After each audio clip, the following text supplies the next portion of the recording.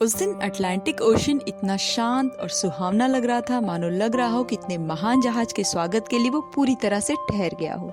समुद्री तूफान आने का दूर दूर तक कोई भी अंदेशा नहीं था। 1200 दिनों में बनाया जाने वाला जहाज केवल 2 ही दिनों में क्यों डूब गया? 10 अप्रैल 1912 ये वो दिन था जब दुनिया का सबसे बेहतरीन, सबसे महंगा और कभी न डूबने वाला जहाज अपने पहले सफर के आगाज के लिए बिल्कुल तैयार था। जहाज अपने 2200 यात्रियों के साथ अपने पहले सफर के लिए पूरी तरह से तैयार खड़ा था।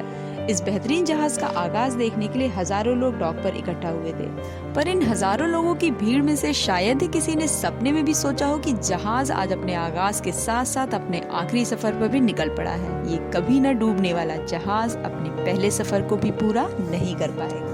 लगभग 48 करोड़ रुपए की लागत से ये जहाज बनकर तैयार हुआ था और ये इतना बड़ा था कि फुटबॉल के 3 स्टेडियम इसके अंदर समा सकते थे।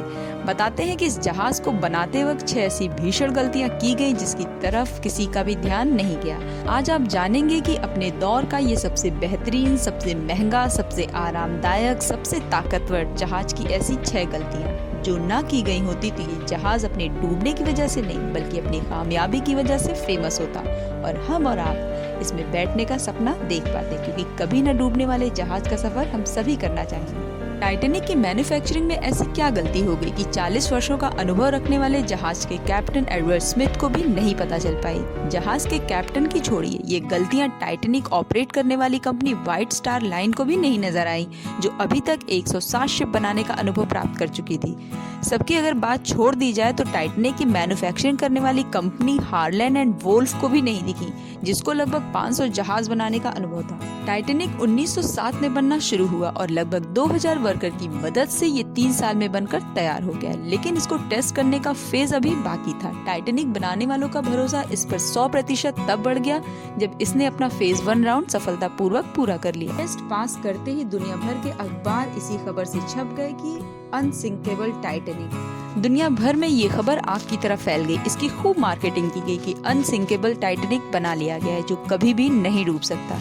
जहाज का पहला सफर इंग्लैंड के शहर साउथहैम्पटन से शुरू हुआ, जिसका दिन 10 अप्रैल 1912 मुकर्रर किया गया। इस जहाज की मंजिल अमेरिका का न्यूयॉर्क सिटी था।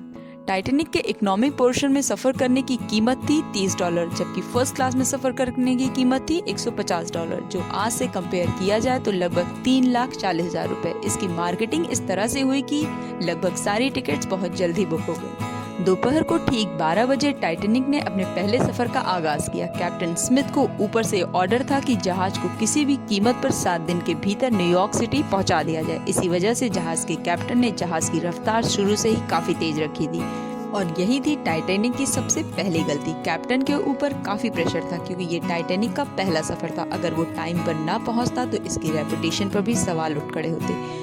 कोई भी जहाज, हवाई जहाज, गाड़ी, उनके कई ऑपरेटिंग प्रोसीजर होते हैं। स्पीड लिमिट्स भी उसी प्रोसीजर का एक पार्ट होता है और जिसका उल्लंघन इस जहाज के आगाज के समय ही कर दिया गया था। थोड़ी ही देर में टाइटैनिक साउथहैम्पटन को काफी पीछे छोड़ते हुए नीले समंदर को यूं चीरता हुआ जा रहा था मानो लग रहा हो कि वो हवा से नहीं तूफान से बातें कर रहा है। टाइटैनिक को चलते चलते 3 दिन हो गए थे और फ्रांस आइलैंड में थोड़ी देर स्टॉप के अलावा टाइटैनिक पिछले 72 घंटों से लगातार बिना रुके न्यूयॉर्क की तरफ बढ़ता जा रहा था। ये 14 अप्रैल 1912 की शाम थी। समंदर पर हर तरफ खामोशी और धुंध छाई हुई थी, जिसकी वजह से विजिबिलिटी भी काफी कम हो चुकी थी। उसी रात एक और जहाज जो टाइटैनिक से कुछ ही घंटे आगे था, उसके कैप्टन ने वायरलेस पर टाइटैनिक को समंदर पर तैरती हुई चट्टानें मतलब आइसबर्ग के बारे में वार्निंग दी थी। एक्सपर्ट्स का मानना है कि ये वार्निंग कम से कम 6 बार दी गई थी, लेकिन वायरलेस ऑपरेटर की लापरवाही की वजह से इतनी इम्पोर्टेंट वार्निंग इनसे मिस हो गई और उनके लिए शायद ये नॉर्मल बात थी, पर यही थी इनकी दूसरी गलती। क्योंकि टाइटैनिक अपने तर्ज का सबसे लग्जरियस जहाज था और इसमें कई वीआईपीज भी मौजूद थे। इसी वजह से ज्यादातर टाइटैनिक का अमला फर्स्ट क्लास पैसेंजर की खिदमत में मशरूफ था। अगर इन वार्निंग्स को सीरियसली लिया जाता तो आज तस्वीर कुछ और होती। जहाज की स्पीड भी ज्यादा थी और उनसे एक बहुत ही इम्पोर्टेंट वार्निंग भी मिस हो गई थी। टाइटैनिक तेजी से बेखौफ अंदाज में लहरों को रौंदता हुआ आइसबर्ग की रेंज में बढ़ता चला जा रहा था, लेकिन अभी भी इस भीषण हादसे को टाला जा सकता था क्योंकि जहाज के पहरेदार अलर्ट थे। क्योंकि दूर से ही किसी आइसबर्ग को देखकर उसकी सूचना कैप्टन को देने के लिए रेडी थे। लेकिन दूर की चीजों को देखने के लिए इनके पास वो चीज ही नहीं थी और वो थी दूरबीन। पहरेदार अलर्ट तो थे, पर दूरबीन ना होने की वजह से वो पहरेदार आइसबर्ग को नहीं देख पाए और यही थी इनकी तीसरी गलती। आइसबर्ग की खबर कैप्टन स्मिथ को उस वक्त हुई जब जहाज के पहरेदारों ने खबर दी कि जहाज के बिल्कुल सामने एक फुटबॉल फील्ड जितना आइसबर्ग है। लेकिन अब बहुत देर हो चुकी थी क्योंकि आइसबर्ग बहुत ही करीब आ चुका था। क्योंकि अटलांटिक ओशन में अक्सर शिप्स को ऐसे बड़े बड़े आइसबर्ग का सामना करना पड़ता है जिसको बड़े बड़े पहरी जहाज आराम से हैंडल कर लेते हैं। बेशक कैप्टन स्मिथ ने आइसबर्ग से बचने की बहुत कोशिश की, लेकिन फासला इतना कम रह गया था कि कुछ भी करना फिजूल साबित हुआ। आइसबर्ग टाइटैनिक के सेंटर से टकरा चुका था, लेकिन टाइटैनिक के अभी भी बचने की काफी उम्मीद बाकी थी कि शायद हो सकता हो कि आइसबर्ग जहाज की बॉडी को नुकसान ना पहुंचाए या आइसबर्ग जहाज से टकराते ही खुद ही टूट जाए। पर ये तब होता जब टाइटैनिक की चौथी गलती अपना काम ना करती। एक्सपर्ट्स कहते हैं कि टाइटैनिक की बॉडी पर जो रिबिट्स लगी हुई थी वो स्टील की नहीं बल्कि कास्ट आयरन की बनी हुई थी। इन रिबिट्स का काम लोहे के बड़े बड़े पीसेस को जोड़े रखना है, लेकिन कास्ट आयरन स्टील से नरम होता है। इसीलिए जब आइसबर्ग टाइटैनिक की बॉडी से टकराया तो वहां से रिबिट्स प्रेशर की वजह से खुल गए और फिर कैप्टन को चारों तरफ केवल विनाश ही विनाश दिखाई देने लगा। जहाज के निचले हिस्से में अब पानी भरना शुरू हो चुका था। जहाज के सभी यात्रियों को अलर्ट कर दिया गया था। जहाज का मालिक जोसेफ ब्रूस भी जहाज पर ही था और वो पूरी तरह से स्तब्ध था। जहाज में पानी भरता ही जा रहा था, पर टाइटैनिक के बचने की अभी भी पूरी उम्मीद बाकी थी। बताते हैं कि जहाज के तीसरे माले तक पानी भरने के बावजूद जहाज नहीं डूब सकता था, लेकिन कुदरत को कुछ और ही मंजूर था। पानी तीसरे फ्लोर को क्रॉस करते हुए चौथे फ्लोर पर भी आ गया। चारों तरफ केवल बेबसी का आलम था। जहाज धीरे धीरे समंदर के अंदर समाने लगा। अब कैप्टन के सामने बस लोगों की जान कैसी बचाई जाए, बस यही सवाल था। कैप्टन स्मिथ ने रेडियो पर इमरजेंसी अलर्ट जारी कर दिया। जब तक मदद पहुंचती तब तक पैसेंजर्स को लाइफ बोट्स में बैठाया जाने लगा। यहाँ पर जहाज की पांचवी गलती ने अपना काम दिखा दिया। जहाज पर केवल 20 लाइफ बोट्स रखी गई थी, बल्कि 32 बोट रखे जा सकते थे जहाज में और ज्यादा से ज्यादा लोगों की जान बचाई जा सकती थी। पैसेंजर्स थे 1500 और बोट थी केवल 20।